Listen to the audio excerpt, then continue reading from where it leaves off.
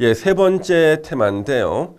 매년 가장 적게 나올 때 세 문제, 가장 많이 나오면 다섯 문제까지 출제가 되는 파트가 있죠. 용도, 지역, 지구, 구역 파트입니다.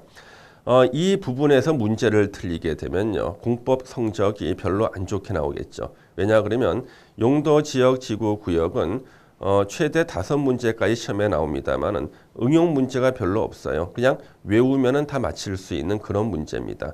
그래서 보통 수험생들이요, 공부를 처음 했을 때는 잘 외워요. 그런데 그동안 어려운 걸 공부하다 보니까 시험에 임박해서는 가장 기본이 흔들리고 가장 쉽게 맞출 수 있는 부분에서 틀리게 되는 겁니다. 반드시 체크하시고 시험장에 가셔야겠습니다. 먼저 우리 용도 지역의 뜻이 나오죠. 우리 용도 지역의 뜻. 자, 좋은 얘기들 쭉 나옵니다. 공공복리 증진을 도모하기 위해서 핵심은 뭐예요? 중복되지 아니하게입니다. 용도 지역은 중복돼서 지정할 수가 없죠. 중복되지 아니하게 도시군 관리 계획으로 결정하는 지역을 말한다. 용도 지역은 중복해서 지정할 수 없다. 또 용도 지역을 지정하는 사람은 누구예요? 도시군 관리계획 결정권자인데 도시군 관리계획 결정권자를 계급순으로 쓰는 거죠. 국토부 장관, 시도지사, 대도시 시장, 50만 이상의 대도시 시장인데 시험에서는 계속 물어보죠. 대도시 시장 대신에 틀리게 시장 군수 해가지고 틀리게 난다는 거죠. 그래서 도시군 관리계획 결정권자가 국토부 장관, 시도지사, 대도시시장으로서 도시군 관리계획을 결정하고 대도시장 대신에 시장 군수라면 틀린다. 이렇게 조심하시면 되겠습니다. 도시 지역으로 편입이 예상되는 지역이 바로 계획관리 지역이죠. 그렇죠? 계획관리 지역. 예, 뜻 도시적 편입이 예상되는 지역이다. 요거 봐주시고 자연환경 보전 지역의 의의가 용도 지역 의의 중에서는 최다 출제죠. 자연환경 수자원, 해안 생태계, 상수원 및 문화재 보전, 수산자원 보호 육성 등을 위해서 필요한 지역이다. 그래서 자연환경 보전 지역의 지정 목적이 아닌 것은 해가지고 시험에 나온 적도 있습니다. 그러면 우리 자연환경 보전 지역을 오염시키신 분이 있죠. 성함이 문상태 씨라고 문상태 씨라는 분이 자연환경 보전 지역을 오염시키신 분이 계십니다. 문상태 씨 자수해. 요렇게라도 외워야겠죠. 문상태 씨 자수해 해가지고 문화재, 상수원, 생태계, 자연환경, 수자원, 수산자원, 해안 이렇게 외우시고 그때 어떻게 시험 나왔겠습니까? 자연환경 보전 지역의 지정 목적이 아닌 것은 자연환경 보전, 수자원 보전, 해안 보전, 생태계 보전, 토양 보전, 토양 없죠? X. 또 핵심은 문화재 보전입니다. 자, 문화재 보전을 위해서 자연환경 보전 지역 지정할 수 있다. 맞아요. 아니 문화재하고 자연환경이 무슨 상관인가? 이렇게 생각하는 순간 함정에 빠지게 된다. 문화재 보전 꼭 체크하시고요. 자, 계획관리 지역은요. 건폐율 용적률을 물어볼 때 문제의 절반은 계획관리 지역이었죠. 건폐율 용적률 최대한도. 자, 건폐율 40% 이하에서 조례로 정하고 용적률 100% 이하에서 조례로 정한다. 그 다음에 건폐율 시험 문제에서 두 번째로 많이 나온 게 뭐죠? 3종 일반 주거 지역의 건폐율은 60%가 아니라 50% 이하다.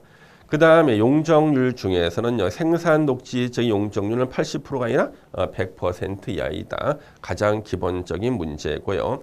그 다음에 요 7번은요, 역시 용도 지역 파트에서 최다 출제 지문이죠. 자, 용도 지역 4개 중에 어느 하나로 지정되지 아니한 지역에 대해서는요, 임시로 건폐율, 용적률, 건축 제한, 바로 행위 제한이죠. 행위 제한 규정을 적용할 때는 4개 용도 지역 중에서 행위 제한이 제일 강한 자연환경 보전 지역에 관한 규정을 적용한다. 무수히 많이 나왔죠. 예. 자, 이제 도시 지역으로 지정은 됐지만 세부 용도 지역으로 지정되지 않은 곳은요. 항상 임시적인 규정은 규제가 제일 강한 걸 적용하죠. 도시 지역에서 행위 제한이 제일 강한 게 어디예요? 보전 녹지 지역이죠. 규정을 적용하고 관리 지역으로 지정했는데 미처 세분이 안 됐을 때는 관리 지역 중에서 행위 제한이 제일 강한 지역 어디예요? 보전 관리 지역에 관한 행위 제한을 적용한다. 시험에 너무나 많이 나왔죠. 그 다음에 우리 용도 지구는요, 상호 중복해서 지정할 수 있다. 방화 지구로 지정된 곳에 그 다음 특화 경관 지구 지정할 수 있죠. 용도 지구는 중복해서 지정할 수 있다. 자, 그 다음에 특화 경관 지구, 요거 2년 전에 신설됐죠. 그 뜻은 우리가 꼭 기억하셔야 돼요. 지역 내 주요 수계의 수변, 물가, 문화적 보존 가치가 큰 건축물, 여기 핵심 키워드입니다. 주변의 경관 등 특별한 경관을 보호 유지하거나 형성하기 위해서 필요한 지구가 특화 경관 지구다. 그렇죠? 예. 그 다음에 또 뜻을 알아둬야 될 게 복합 용도 지구의 뜻을 알아두셔야 돼요. 지역의 토지용 상황, 개발 수요 및 주변 여건 등을 고려해서 효율적이고 복합적인 토지 이용을 도모하기 위해서 특정 시설의 입지를 완화할 필요가 있는 지구가 복합 용도 지구다. 뜻을 알아두셔야 되는 핵심 키워드는 뭐라고요? 특정 시설 입지를 완화, 핵심 키워드가 되겠다는 거죠. 자, 시도지사, 대도시, 시장은요. 자, 복합 용도 지구는 어디에 지정할 수 있는가? 일반 주거 지역이나 일반 공업 지역이나 계획 관리 지역에만 복합 용도 지구 지정할 수 있고요. 그 다음 우리 방제 지구로 의무적으로 지정해야 되는 곳이 있죠. 풍수의 산사태 등 동일한 재해가 최근 10년 이내 2회 이상 발생해서 인명피해를 입은 지역으로서 향후 동일한 재해 발생 시 상당한 피해가 우려되는 지역에 대해서는 방제 지구의 지정 변경을 도시군 관리 계획으로 결정해야 된다. 방제 지구를 의무적으로 지정해야 되는 경우 이것도 한번 읽어두시면 지문에서 찾을 수가 있겠습니다. 자, 도시군 계획 조례로 용도 지구 신설할 수 있죠. 용도 지구는 도시군 계획 조례로 신설할 수가 있고, 그 다음에 어쩌다가 한 번씩 언급되지만 공부 안 할 수 없는 것이 있죠. 세분할 수 있는 거, 그렇죠? 시도지사는 지역 여건상 필요한 때는 당의 시도나 대도시, 도시군 계획 조례로 정하는 바에 따라 경관지구를 현재 3가지로 세분되어 있는 것을 추가로 세분하거나 이미 세분되어 있는 특화 경관지구를 또 세분할 수도 있고, 중요시설물 보호지구, 특정 용도 제한지구도 조례로 세분할 수 있다. 조례로 세분할 수 있는 것들 한번 기억을 해 두시고 시험장에 가셔야겠습니다. 고도지구의 건축 제한은요, 우리 용도지구의 건축 제한은 도시군 계획 조례로 정하는 게 원칙인데 이걸 따르지 않는 특별 규정이 있죠. 시험에 자주 나오고 있죠. 고도지구의 건축 제한은 특별 규정이 있죠. 도시군 관리 계획에 의한다. 개발진흥지구의 건축 제한은 지구 단위 계획 또는 관계 법률에 의한 개발 계획에 의한다는 거죠. 용도지역 용도지구 안에서 도시군 계획시설에 대해서는 건축 제한에 관한 규정을 적용하지 않는다. 최근에도 시험에 한번 나왔었죠. 국토부 장관은 도시의 무질서한 확산 방지, 이게 핵심 키워드죠. 그렇죠? 핵심 키워드. 도시 주변의 자연환경을 보전하여 도시민의 건전한 생활 환경을 확보하기 위해서 도시 개발을 제한할 필요가 있거나, 그걸 하나 끊어주셔야 되죠. 앞문장. 이럴 때 개발 제한 구역을 결정할 수가 있고, 국방부 장관 요청이 있어 보안상 도시 개발을 제한할 필요가 있다 인정이 되면 개발 제한 구역의 지정 변경을 도시군 관리계에 결정할 수 있다. 그래서 개발 제한 구역 그린벨트는요, 요 의의가 2개의 문장으로 나누어지죠. 그래서 먼저 앞부분에 도시의 무질서한 확산 방지 요거 하고 보안상 도시 개발을 제한할 필요, 이런 것들을 체크하시면 되겠습니다. 뭐 지정권자는 주어가 당연히 국토부 장관이 되겠죠. 요 개발 제한 구역에 대한 의의고요. 자, 그 다음에 무질서한 시가화 방지라는 말이 나오죠. 이거는 뭡니까? 시가화 조정구역을 말하죠. 영종도 347만 평 시가화 조정구역 지정된 적 있죠. 주어는 시도지사입니다. 시도지사가 직접 또는 관계행정기관의 장의 요청을 받아 도시지역과 주변 지역의 무질서한 시가화 방지, 계획적 단계적인 개발을 도모하기 위해서 일정 기간 동안 시가화를 유보할 필요가 있다고 인정이 되면 지정 변경을 도시군 관리 계획으로 결정할 수 있다. 다만 국가 계획과 연계해서 시가화 조정 구역 지정 변경이 필요한 경우에는 국토부 장관이 직접 시가 조정 구역 지정 변경을 도시군 관리 계획으로 결정할 수 있다는 거죠.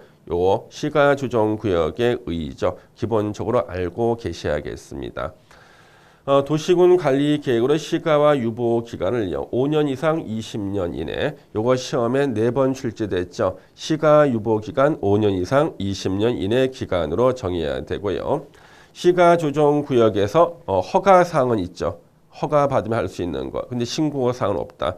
허가 사항 중에서 시험에 언급되는 것은 주택의 신축은 금지죠. 증축만 할 수가 있고 기존 주택 면적 포함해서 100제곱미터 이하에 해당하는 증축만 허가 받으면 할 수 있다.